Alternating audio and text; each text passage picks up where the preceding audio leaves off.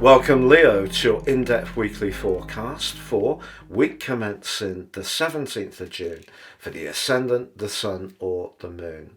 On the screen now, I'm showing your event chart, which gives us some important information right at the start of the week. Not least your ruler, the Sun, continues its journey at this part of the week in the bubbly 11th house, very much about sociability, connections to others, but also your long-term planning.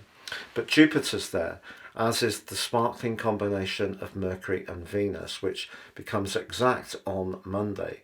So something around alliances that you've been working hard on in the early part of this month could reach a high point at the start of this week. But it's an interesting week, Leo, because if we think about the position of the Sun at the start of the week and the position of the Moon, the two luminaries, they're perfectly aligned. So if you need to have a meaningful conversation with someone where you really do have that accord, it could be powerful, and even to the point of having a major impact on your life direction. But equally, this week then becomes much more sensitive, because later on Monday, both Mercury and Venus move into Cancer, the sign of feeling. But for you, the 12th house, this is where we can withdraw a little bit, certainly reflect on what's occurred in the previous 12 months. But just as they move, they are still being afflicted potentially by the energy of Neptune. Neptune's one of the trickiest players in the planetary collective, because it can be where we reach into the best part of ourselves, but it also can be where we can experience the most confusion. We can even have that confusion to the point we totally kid ourselves around the reality of things, or we can encounter someone who's not very honest, even to the point of being deceptive. So if you are forging alliances that have any kind of financial or business component to them, however promising they look, do proceed with a little bit of caution. Now, if you recall, at the start of last week, Mars was in a mighty battle with Pluto. And maybe there was some kind of clash of wills between you, a line manager, someone who works for you. Perhaps you felt thwarted when it comes to your ambitions, because you haven't felt that your voice was heard. But as this week begins, Mars has moved away from that square with Pluto and actually forges a very constructive link with Jupiter, the planet of growth. And your confidence, your leadership skills can be decisive at the start of this week, as long as you're clear about the money.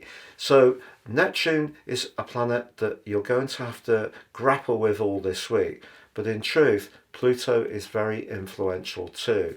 No longer in that clash with Mars, but it does forge a quincunx with Mercury and Venus as they move into Cancer later on Monday.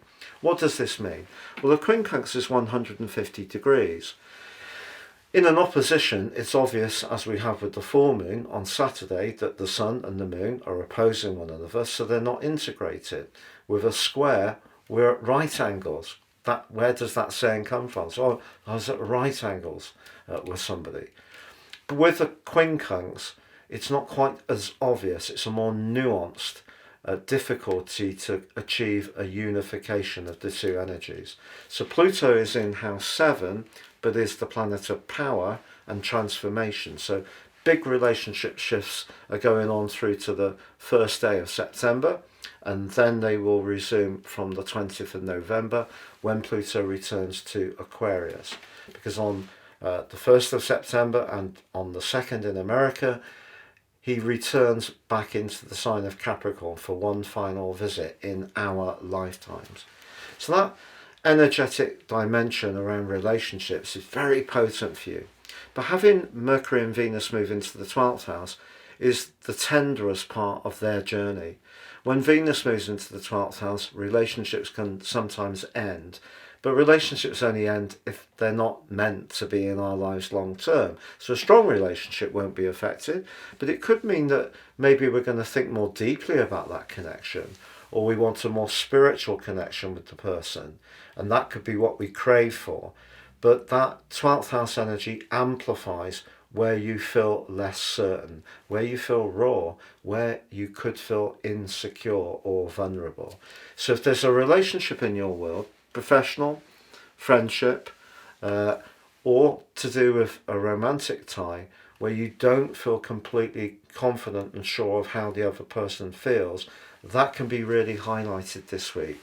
I just need to be really honest about that, because by the time the sun moves with the summer solstice on Thursday into Cancer, bringing more Cancerian energy into play, that too clashes with Pluto. It reaches a peak on Saturday when the quincunx is pretty well exact. And that dynamic of maybe having to protect your boundary with Pluto when you could feel more in the mood to just step back a little bit and move back into your own space could take some doing. And then on Saturday too, we have the full moon. Now this full moon is probably one of the toughest of the whole year for you personally, to be honest. Although the moon rules the sign of Cancer, it's actually in the sign opposite Cancer, where it's detrimented, Capricorn. Here for you, that's about harsh realities, things that are very much to do with daily routines, which could be to do with your home. For example, if a lot of stuff's got put off, this full moon would be a good time to actually have a big declutter, a big catch up in terms of making sure that everything's running a bit more smoothly. But in a more philosophical sense, the 12th house sun competing with the 6th house moon could mean that, particularly professionally, if there are any people around you who don't have your best interests at heart, they can use the 6th house energy of the moon to nitpick something around your performance which they're not convinced is as efficient as it could be. And because Neptune's so late in the sign of Pisces, right on the cusp of moving into Aries, which it will do next year, that's a kind of 9th house amplification against the 12th 6. So if you are feeling a bit weary, for example, in terms of your physical vitality, it might be because of exhaustion that's come from stress or other demands. So it's a good full moon to think about your welfare, a good full moon to declutter and catch up on the domestic chores, but it's also a good full moon to be aware that not everybody may necessarily be your ally, because the collective that's developing in Cancer, in traditional astrology, the 12th house is known as the sector of hidden enemies. And it doesn't mean that people are plotting and conspiring, but it means they could. And because of the role of Pluto in your 7th house, the chances are you have been asserting yourself a lot more forcefully recently. And someone may have taken a little bit of umbrage with that, or just may have felt that you've been pushing yourself forwards to gain the limelight in the way that they've been resentful about. So just watch out for those petty jealousies and backbitings, because they could be there. And whatever's going on in your situation, whether it is more about your energetic state, whether you are feeling a bit weary or in the mood for some downtime, or you're wanting to be a little bit more virtuous about all those things, Neptune will amplify whatever you're feeling. So it's a very tender full moon, to be honest, by the end of this week. And just anticipate that there are opportunities to still be dynamic because of Jupiter's link to Mars, and there is that lovely accord between the sun and the moon at the start of the week. But if you assert yourself very strongly, there may be someone who could resist you, but not in an open way, because the 12th house is where people will use other tactics. So, for example, secretly briefing. Oh, well, you've seen what they've been saying. They don't actually say to you what the issue is, and that's very tricky to deal with. So just be aware of those politics. You can still make progress. There could be a big breakthrough around some kind of network association. Check the finance side of that feels right. And by the end of this week, give yourself permission to have some time out. Have a great week, Leo. Thank you so much for joining me. And please, if you've yet to subscribe, help to grow the channel by doing so now.